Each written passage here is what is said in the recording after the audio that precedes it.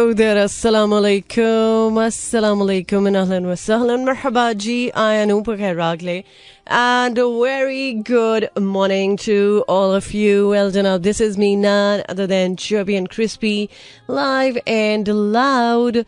हरिया नौरी आयशा मलिक आपके साथ, आपका हमारा साथ रहता है एवरी मंडे टू सैटरडे सुबह 11 बजे से लेकर दोपहर 1 बजे तक. And the show is called talk of the town. You know, एक दूसरे को ये फील कराना कि बहुत इम्पोर्टेंट है आप उनके लिए और आपके अलावा तो कोई है ही नहीं.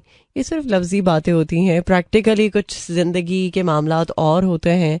और अगर प्रैक्टिकली चीज़ों को बंदा पहले रखे और ये जो फैंटेसी वर्ल्ड है इसको ज़रा साइड पे कर दें तो मेरा ख्याल है कि ज़िंदगी ज़्यादा बेहतर तरीके से गुजर सकती है और ज़्यादा बेहतर हकीकतों के साथ आप ज़िंदगी को डील कर सकते हैं, ना कि आप सिर्फ फैंटेसी वर्ल्ड में रहें. कुछ लोगों का काम है ना कि वो सिर्फ अपने आप को फैंटेसी वर्ल्ड में रखते हैं और प्रैक्टिकल लाइफ में आने के लिए उनको शायद डर लगता है या फिर वो रिस्पॉन्सिबिलिटी को उठाने का उनको कॉन्फिडेंस नहीं होता या फिर शायद उनको अपनी ज़ात पे कॉन्फिडेंस नहीं होता कि वो अगर कोई प्रैक्टिकल डिसीजन लेते हैं. लेट्स सपोज लाइफ में किसी को अगर आप एंटर कराते हैं अपने और उसके साथ पूरी ज़िंदगी गुजारने का वादा करते हैं, फैसला करते हैं, बट वो फैसला सिर्फ बातों की हद तक हो तो वो फिर बात समझ से बाहर है. अगर आप प्रैक्टिकली कुछ नहीं कर सकते तो फिर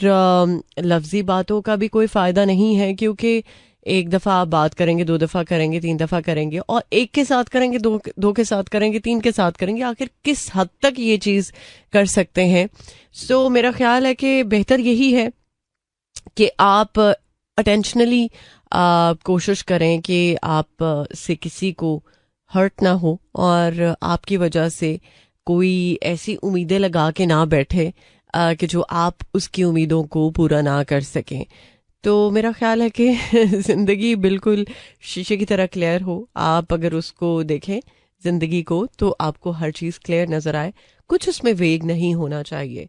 तो मेरा ख्याल है कि ये कुछ चॉइसेस पे भी आ जाती है बात कि ज़िंदगी में इंसान कुछ ऐसे लोगों को चूज़ कर लेता है कि जो शायद उसके लिए ऐसी सिचुएशन खड़ी कर देते हैं कि जो मेरा ख्याल है कि अनबियरेबल भी होती है, या फिर ये कहना चाहिए कि उस टाइम समझ नहीं आता बट वक्त के साथ साथ चीज़ें समझ में आ जाती हैं.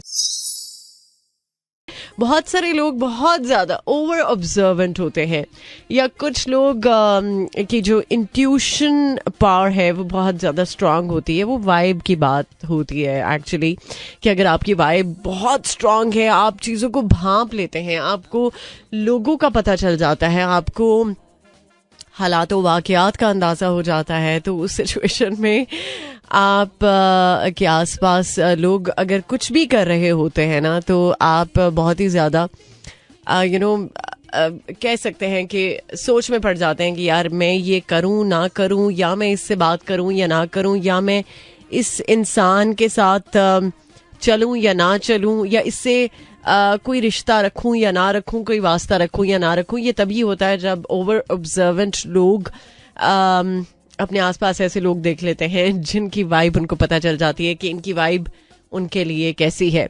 सो ये थोड़ा मुश्किल हो जाता है कि हम शायद ऐसी सिचुएशन में थोड़े अकेले हो जाते हैं, बट मेरा ख्याल है कि उन लोगों के साथ रहने की बजाय जो आपके लिए फ़ायदेमंद नहीं है, फ़ायदेमंद in a sense, not in materialistic way, कि आपको वो किसी भी तरह से हार्म पहुंचा सकते हैं, अपनी इवन वाइब के साथ भी हार्म पहुंचा सकते हैं, तो बेहतर है कि इंसान आइसोलेटेड रहे.